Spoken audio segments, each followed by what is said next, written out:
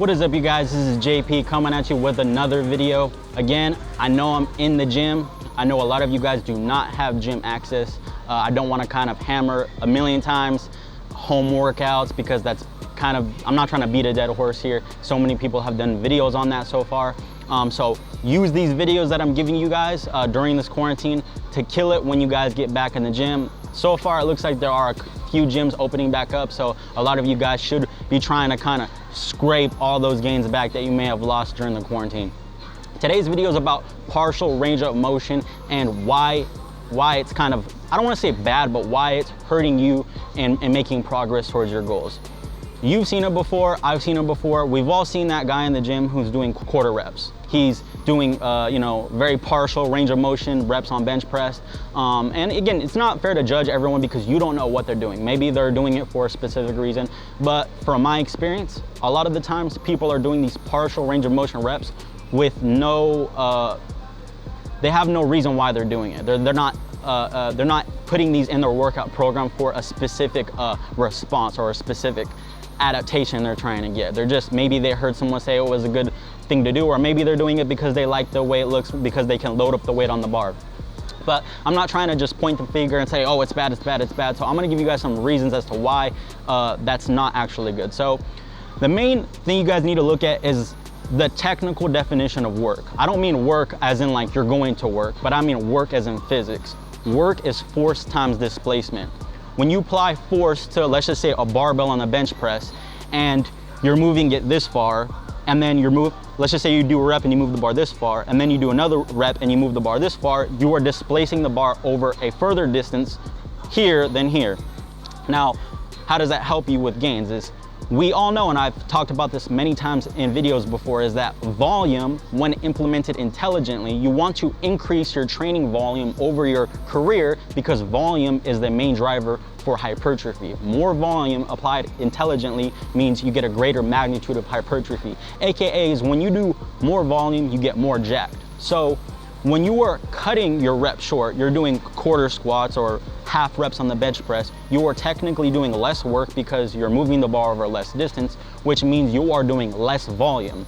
So again, if you're purposely doing half the volume, you're not going through an entire range of motion, you are directly influencing how much gains you are getting or you're not getting. So that is the main reason why partial range of motion reps or quarter squats or quarter reps are not good, is you're only cheating yourself. Yeah, you can load up the weight on the bar, but there have been studies done on that, and it's not the same thing as doing a full range of motion with appropriate amount of weight.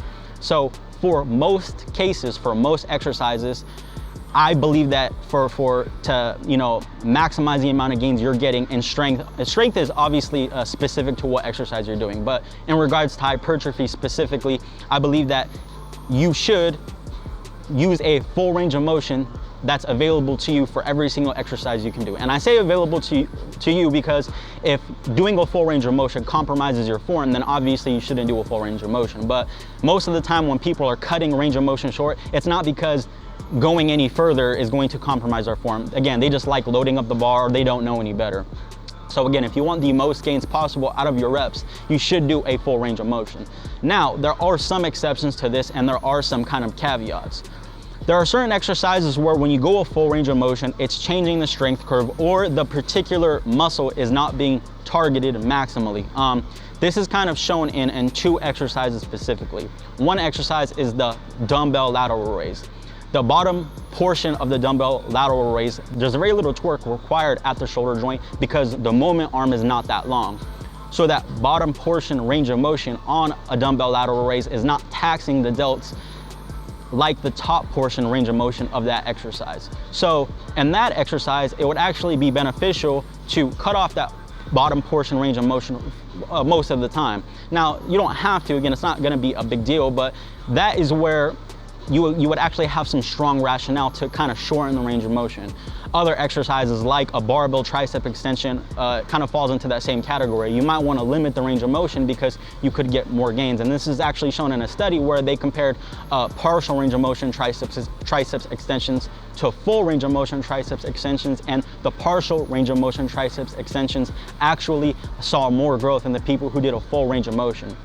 So again, there are certain circumstances where partial range of motion can win out. But again, you shouldn't apply exceptions to every single exercise. There are exceptions for a reason. So for the majority of your exercises, the bench press, the pull-up, I believe that you should use a full range of motion. And if you are going to implement, you know, partial range of motion exercises, make sure you have a strong rationale for why. And I'll end this video with one final tip for you guys. If you are trying to manipulate the range of motion, do not chop off huge portions of the range of motion. I see people trying to implement this and their range of motion is literally that big and they're doing push-ups like just tiny, like 3-inch push-ups. If you're going to try to keep constant tension, which is one of the main reasons people do partial range of motion reps, is to keep constant tension, is to cut out just the very end portion range of motion and the very top portion range of motion. So the extreme ranges of motion, the fully lengthened portion of the muscle and the fully shortened portion of the muscle, cut that out just a little bit, maybe an inch or two. Don't cut off huge chunks of it. A good example is the bench press. What you want to do is on a bench press, if you're trying to keep constant tension, is maybe cut off the inch off the top and then stop the bar an inch off the chest and then keep the range of motion there. Don't stop, you know, half a foot off the chest and then half a foot off the top so that you're only moving the bar 6 inches. You're only hurting yourself. You're cheating yourself out of gains, and trust me, it's not looking cool. If anything, it looks bad. So whatever your goal is with that, it's not really working. If you guys have any questions, comments, leave them down below. I'll see you guys in the next video. Peace.